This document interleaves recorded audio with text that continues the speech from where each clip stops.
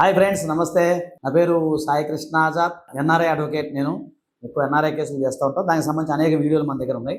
So ఎన్ఆర్ఐలకు సంబంధించి దాదాపు 20 years నుంచి కొన్ని వందల కేసులు చేయడం జరిగింది. అందరికీ ఒక ఎన్ఆర్ఐలో మిత్రులుగా నేను ఈరోజు ముందుకు వచ్చాను. మాకు విజయవాడలో, అలాగే హైదరాబాద్లో, ఢిల్లీలో కూడా ఆఫీస్ ఉంది. మీకు కేవలం అపాయింట్మెంట్ అంటే మా నెంబర్ 9948090355 నెంబర్. కేవలం అపాయింట్మెంట్ కోసం మీరు ఫోన్ చేయండి. ఈరోజు చాలామంది అడిగే ప్రశ్నలు, 3 ప్రశ్నలు అడుగుతాను. 3 ప్రశ్నలు నా దగ్గరికి వచ్చినాయి. ఆ 3 మీకు చెప్తాను. ఒకటి, విదేశాల్లో ఉండి మ్యూచువల్ డైవర్స్ ఏ విధంగా ఫైల్ చేసుకోవచ్చు, మొట్టమొదటి ప్రశ్న. రెండోది, విదేశాల్లోనే ఉండి మేము కంటెస్ట్ డైవర్స్ ఫైల్ చేశాము, కంటెస్ట్ డైవర్స్ని ఏదైతే ఉందో దాన్ని మ్యూచువల్ డైవర్స్గా ఎలా మార్చుకోవాలి, అలాగే మ్యూచువల్ డైవర్స్ బెటరా, కంటెస్ట్ డైవర్స్ బెటరా, ఇది అందరూ అడిగే ప్రశ్నలు. తర్వాత ముఖ్యంగా మన ఎన్ఆర్ఐలు అపాయింట్మెంట్ తీసుకుంటారు, చక్కగా మాట్లాడతారు, నాకు చాలా హ్యాపీగా ఉంది. ఈరోజు మొట్టమొదటి ప్రశ్న ఏంటంటే, మీరు చెప్పిన దాంట్లో ఎన్ఆర్ఐలు ఎవరైతే ఉన్నారో మ్యూచువల్ డైవర్స్ తీసుకున్నప్పుడు ఎలాంటి ప్రొసీజర్ ఉంది. సో ఇక్కడ 2 రకాల ప్రశ్న.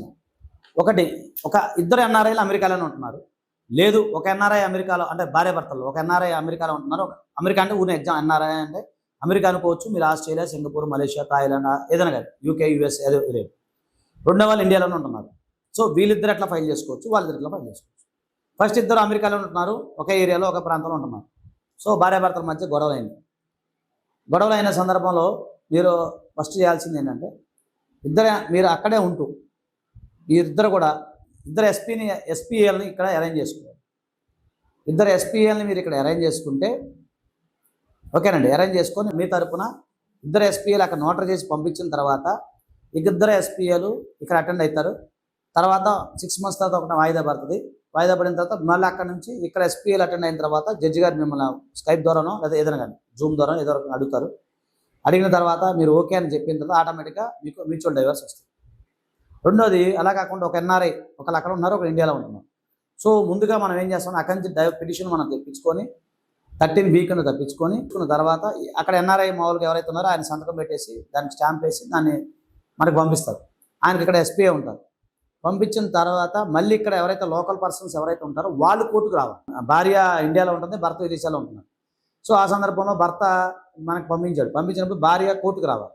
కోర్టుకు వచ్చి జడ్జి గారి ముందు మనం సబ్మిట్ చేసినప్పుడు ఆమె సంతకం పెట్టి వెళ్ళిపోతుంది. ఎందుకంటే ఆమె ఇక్కడ ఉంటుంది కదా, ఆమె జీపీ అక్కర్లేదు. అయిన తర్వాత మళ్ళీ జడ్జి గారు 6 నెలల తర్వాత ఒకటే వాయిదా ఇస్తారు. తర్వాత మిమ్మల్ని పిలిచినప్పుడు మీరు అక్కడ భర్త స్కైప్ ద్వారా అక్కడ తీసుకుంటాడు. రెండోది, అది అయిపోయిన తర్వాత ఆటోమేటిక్గా ఆమె కూడా ఓకే అంటారు, డైవర్స్ అయిపోతాయి. సో మ్యూచువల్ డైవర్స్లో ఇక్కడ 2 రకాలు, ఒక ఇద్దరు ఎన్ఆర్ఐలు, లేదా ఒక ఎన్ఆర్ఐ ఇక్కడ, ఒక ఎన్ఆర్ఐ అక్కడ. సో ఇది క్లియర్. ఇకపోతే రెండో ప్రశ్న అదేంటంటే, విదేశాల్లో నివసిస్తే మేము కంటెస్ట్ డైవర్స్ ఫైల్ చేశాము.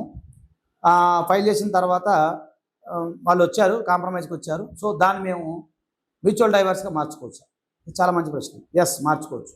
ఎందుకంటే పిటిషన్ ఫైల్డ్ అండర్ ఆర్డర్ 6 కింద మేము రూల్ 17 కింద సిపిసి ప్రొసీజర్ కింద ఒకటి ఫైల్ చేస్తాం. ఇది అంటే నేను వేరే వాళ్ళది చూపించకూడదు మీకు, కాకపోతే చదివి వినిపిస్తాను. For the reason stated in the accompanying affidavit, it is therefore prayed the honourable court may in the interest of justice be pleased to permit the petitioner to amend the above OP with proposed amendments and pass such other orders.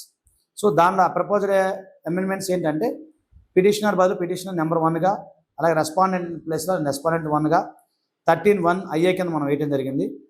దాని వచ్చరికి section 13B కింద కూడా మనం amendment petition అనేది ముందు మనం file చేస్తాం. ఇక్కడ అమెండ్మెంట్ పిటిషన్లో ఏమవుతుంది, జనరల్గా ఏంటంటే మామూలుగా డిగ్రీలో ఏమైందంటే పిటిషనరు అండ్ రెస్పాండెంట్ ఉంటారు.